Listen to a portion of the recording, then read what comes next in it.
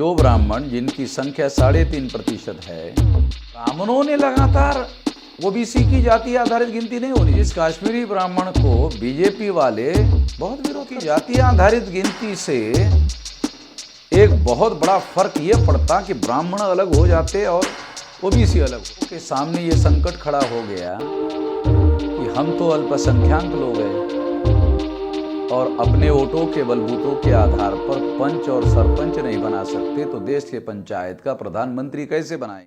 15 अगस्त 47 से जब से देश आज़ाद हुआ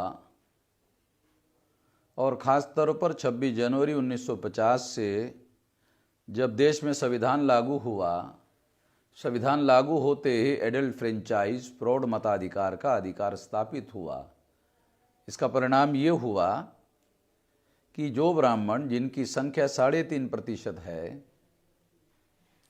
उन लोगों के सामने ये संकट खड़ा हो गया कि हम तो अल्पसंख्यक लोग हैं और अपने वोटों के बलबूतों के आधार पर पंच और सरपंच नहीं बना सकते, तो देश के पंचायत का प्रधानमंत्री कैसे बनाएंगे।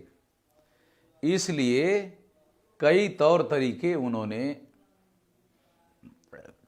इस्तेमाल करने का निर्णय जवाहरलाल नेहरू जो कश्मीरी ब्राह्मण थे उन्होंने लिया।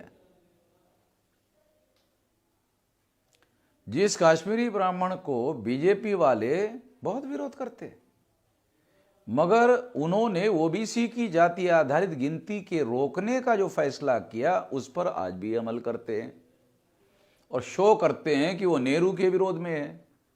नौटंकी भी बहुत करते रहते हैं। नेहरू ने विरोध किया, फिर उसके बाद 61 में फिर दोबारा नेहरू ने विरोध किया, फिर 71 में इंदिरा गांधी ने विरोध किया, 91 में नरसिंह राव ने विरोध किया, 2001 में पंडित अटल बिहारी वाजपेयी ने विरोध किया। तो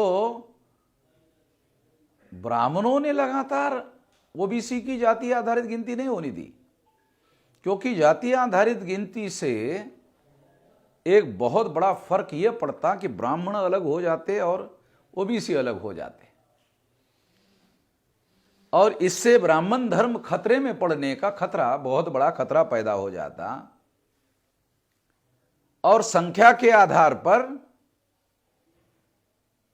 जो एडल्ट फ्रेंचाइज है उसका एहसास और रियलाइजेशन बढ़ जाता और राजनीतिक सत्ता पर इसका असर पड़ता। ये ना हो, इसलिए इनकी गिनती हिंदुओं में ही होनी चाहिए और अलग से ओबीसी के नाम पर इसकी गिनती नहीं होनी चाहिए। ये षड्यंत्र रचा गया, ये जवाहरलाल नेहरू के द्वारा रचा गया षड्यंत्र था और इस षड्यंत्र को आज तक अमल में लाया जा रहा है। कुछ लोगों ने सोचा कि अब शायद ओबीसी का प्रधानमंत्री नरेंद्र मोदी है, तो नरेंद्र मोदी ओबीसी का प्रधानमंत्री है, इसलिए वो जाति आधारित ओबीसी की गिनती कर लेगा, ऐसा कुछ लोगों ने सोचा था।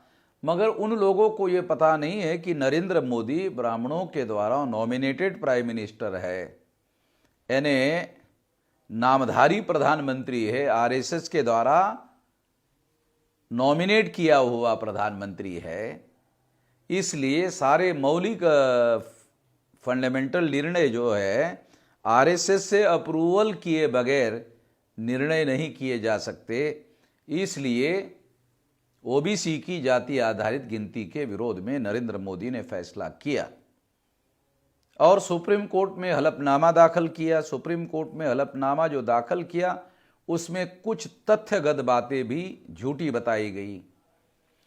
हलफनामे में झूठी जानकारी देना क्रिमिनल ऑफेंस है, मगर एहसास केंद्र सरकार के द्वारा किया गया।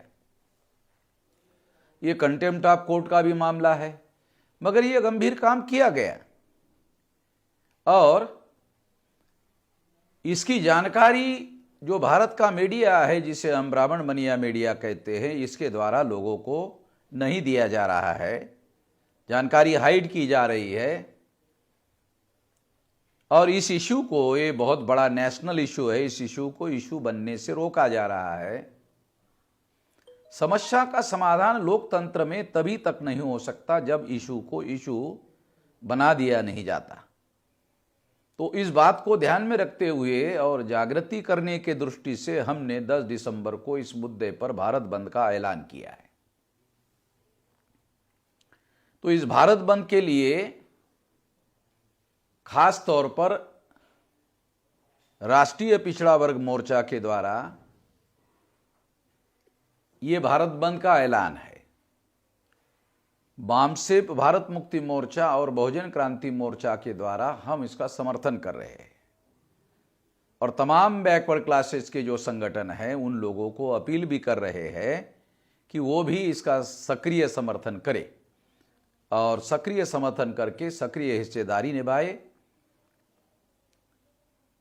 केवल ये मुद्दा राजनीतिक नहीं होना चाहिए बल्कि इसका समाधान होना चाहिए। इसके लिए कोशिश होनी चाहिए, लगातार संघर्ष होना चाहिए। ऐसे किसी भी संघर्ष में हम पूरे शक्ति के साथ सहयोग में रहेंगे। धन्यवाद।